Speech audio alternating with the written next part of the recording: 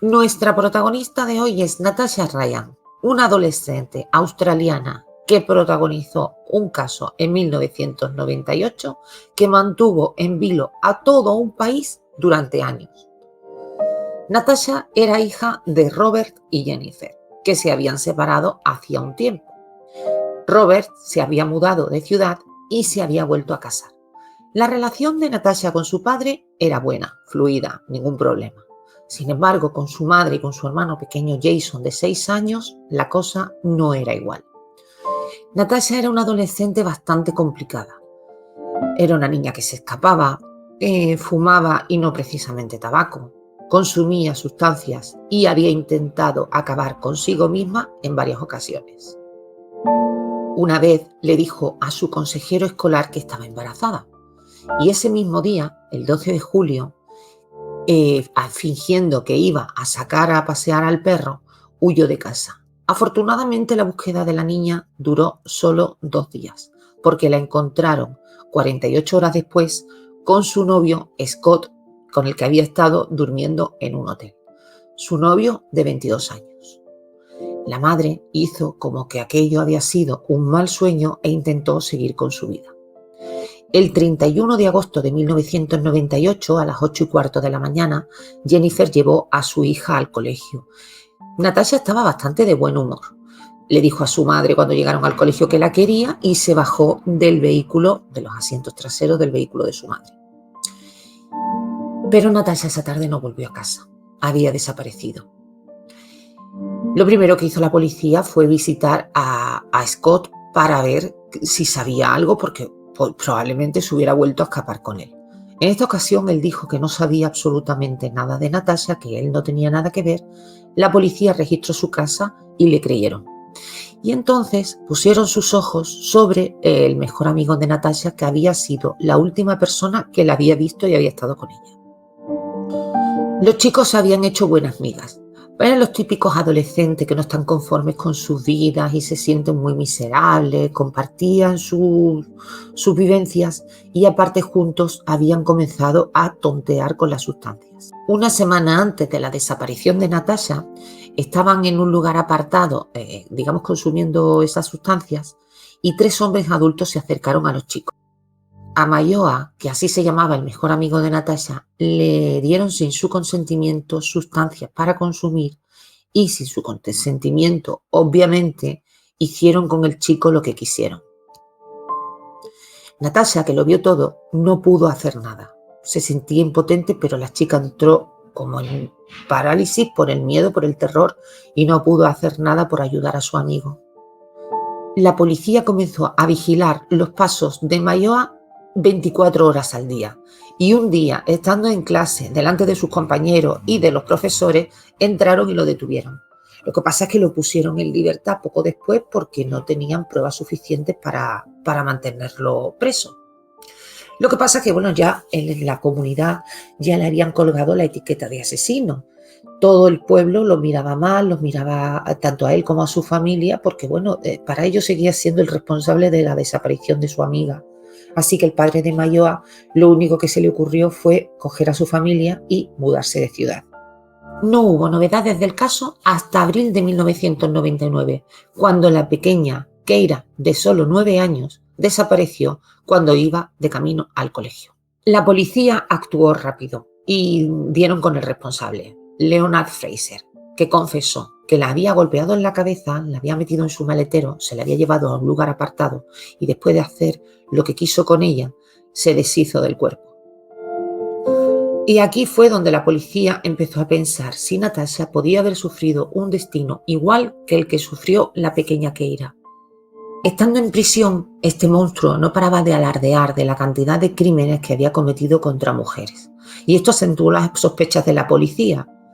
Aunque la verdad de todos los crímenes hablaba sin tapujos, salvo cuando le preguntaba por Natasha, porque él sigue diciendo que de Natasha no sabía nada. Él no había cometido tal asesinato. La policía utilizó al compañero de celda para intentar sacarle una confesión. Y después de mucho insistirle, sí que dijo que era responsable, que había acabado con ella y que había enterrado su cuerpo debajo de un árbol. La policía fue a buscar el cuerpo de Natasha, hicieron la búsqueda, pero no dieron con el cuerpo. Aún así, Fraser fue llevado a juicio por el asesinato de la joven. ¿Caso cerrado? No. Los padres de Natasha se resistieron durante 3 años a pensar que su hija se había ido para siempre. El mismo día que cumplía 17 años, por fin se armaron de valor y celebraron su funeral, aunque sin cuerpo porque la policía no había podido encontrarlo. El viernes 11 de abril de 2003 comenzó el juicio contra Fraser por el asesinato de Natasha y el de 5 jóvenes más. En la sala del juzgado estaba el padre de Natasha, Robert, sentado mirando frente a frente al asesino de su hija, cuando entró el fiscal con un teléfono en la mano y le pidió por favor a los padres de Natasha que salieran con él fuera de la sala. Le dijo: te voy a entregar el teléfono y debes preguntarle algo a la mujer que está al otro lado de la línea para que te confirme su identidad. Robert se quedó muy extrañado y le preguntó: ¿pero quién dice ser? Entonces el fiscal le dijo: tu hija, Natasha. Robert se quedó helado, cogió el teléfono y le dijo: ¿cómo te llamaba yo a ti de pequeña? ¿Con qué sobrenombre te llamaba? Y la voz femenina al otro lado de la línea le dijo: te quiero, papá, me llamabas Saltamontes. Robert no podía creerlo. Era su hija Natasha y estaba viva. El fiscal volvió a la sala y les dijo a todos que la familia Ryan retiraba los cargos contra Fraser porque no era responsable del fallecimiento de Natasha, puesto que Natasha estaba muy contento de anunciarles que seguía viva. ¿Pero cómo habían dado con ella? Bueno, pues Natasha estaba viendo las noticias y vio cómo iban a juzgar a Fraser por su asesinato. Y temiendo tener consecuencias legales si seguía callada, decidió llamar con un nombre falso a una línea de ayuda y decir justamente que ella se había escapado de casa para vivir con su novio y que ahora iban a juzgar a un hombre por su asesinato. Con esta llamada y otra que se hizo posterior, también anónima, donde indicaban un número de teléfono y a través de ese número de teléfono localizaron una dirección, la cual la policía allanó la noche antes del juicio, el 10 de abril de 2003. La policía entró en la casa y fueron habitación por habitación, hasta que al llegar a una abrieron un armario y allí dentro estaba Natasha escondida. La joven, que ya tenía 19 años, estaba pálida pero en perfecto estado de salud y no tuvo más remedio que confesarle a los agentes que había estado ahí escondida todo ese tiempo. Dijo que era consciente de que la estaban buscando y que había hecho caso omiso deliberadamente de todos los avisos y de todas las búsquedas de las que había sido consciente. Había conseguido burlar todas las búsquedas porque prácticamente no salía de casa, rara vez y por la noche. Mantenía las cortinas de la casa cerradas durante el día para que ningún vecino pudiera verla. De hecho, los vecinos se sorprendieron muchísimo cuando saltó a la luz la noticia porque ellos habrían jurado y perjurado que vivían junto a un hombre soltero. No tenían ni idea de que Scott vivía con una chica durante todo ese tiempo. Durante el día se entretenía en hacer labores de la casa, estudiaba idiomas online o se entretenía cosiendo. Cuando su padre se encontró con ella no hablaron demasiado. Dice que la vio muy guapa, pero muy pálida, confundida y sobre todo muy asustada. Pero lo importante para él es que su hija seguía con vida y eso era lo único que le importaba. Tan pronto como los medios se enteraron de la noticia, fueron a intentar comprar la exclusiva de su historia. Y se comenta que la vendió por más de $240,000 al medio 60 minutos, para el que posó incluso dentro del armario donde había estado escondida todos estos años. Cuando la comunidad se enteró de que estaba con vida, surgieron sentimientos encontrados. Por un lado, la alegría obvia de que Natasha no había sido también víctima de Fraser, pero por el otro, un sentimiento de rabia porque en el fondo se había reído de todos ellos. Los llevaron a juicio tanto a Scott como a Natasha por lo que habían hecho, porque además del sufrimiento que habían causado, el Estado había incurrido en unos gastos de búsqueda que superaban los $400,000. Ambos se declararon culpables y Scott fue condenado a 3 años de prisión y a pagar una multa de un poco menos de $17.000. De los 3 años solo cumplió en prisión 1 y Natasha iba a visitarlo continuamente y se sentía extremadamente culpable porque resulta que Scott estaba pagando una condena por algo que había hecho ella. Ella, a la espera de su juicio, intentó adaptarse a su nueva vida y comenzó a estudiar enfermería. En 2006 comenzó su juicio y el fiscal pedía que la condenaran a pagar $120.000 por los gastos de búsqueda.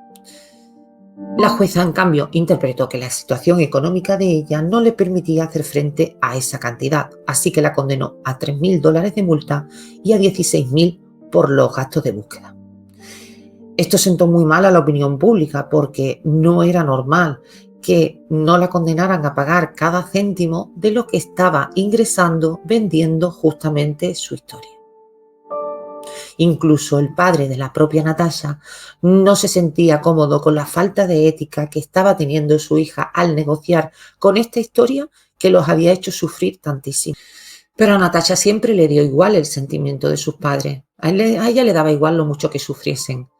Se casó con Scott en 2008 y vendió la exclusiva de su boda por $200.000. Y para que nadie se la fastidiase, escaneó a todos sus invitados y les prohibió a todos ellos que hicieran fotografías dentro del evento. Después de todo este tiempo, Natasha nunca confesó los motivos reales por los que huyó de casa y mucho menos los motivos que la llevaron a mantener su mentira durante todo ese tiempo. De hecho, los policías que la encontraron dijeron que, lejos de sentirse aliviada cuando ellos la encontraron, sintieron como que ella no quería irse de la casa, prefería quedarse allí. En el fondo, ella dijo que era feliz como vivía. Le daba igual tener que depender para todo de su novio, de Scott, porque él le suministraba todo lo que necesitaba, comida, ropa, productos de higiene, todo. Y era además la única persona con la que hablaba, pero así ella era feliz. Uno de los motivos que sí confesó por los que no había dicho nada antes eran 2. Uno, el que cada día la mentira se hacía como más grande y era más difícil volver atrás, y el otro, que si decía algo podía perjudicar a su novio. Su amigo Mayoa, en cambio, tiene otra opinión. Él dice que en base a lo que le pasó a él aquella noche, en la impotencia que sintió Natasha de no poderle ayudar, fue la gota que colmó el vaso y eso le hizo escapar de casa una semana más tarde. En cambio, Natasha de este evento de Mayoa nunca ha querido pronunciarse, no ha dicho ni una sola palabra al respecto. A día de hoy, Natasha intenta hacer una vida normal con su marido y sus 3 hijos. Lo hace bajo un nombre falso para que la prensa y los vecinos la dejen tranquila, pero para la prensa no es ningún secreto y saben cómo encontrarla cada vez que quieren y vuelven a molestarla en su tranquilidad. La desaparición de un hijo, o peor aún, que le quiten la vida, debe ser uno de los peores sufrimientos a los que pueda enfrentarse el ser humano. Entiendo la tranquilidad y la alegría que debieron sentir los padres de Natasha cuando se enteraron de que seguía con vida. Pero yo me hago una pregunta, y te la hago a ti también. Por favor, déjame tu respuesta en la caja de comentarios. Si fueseis el padre o la madre de Natasha, ¿la habríais perdonado? ¿Podríais mantener una relación normal con vuestra hija o vuestro hijo después de eso? Yo mi respuesta es que no lo sé. No lo sé. No sé si sabría seguir adelante y mantener una relación con mi hija tan normal sabiendo que le da absolutamente igual mi sufrimiento. Bueno, y hasta aquí el caso de hoy. Espero que te haya parecido interesante. Suscríbete para más si así ha sido y me despido de ti con un beso muy fuerte. Hasta el próximo vídeo. Gracias.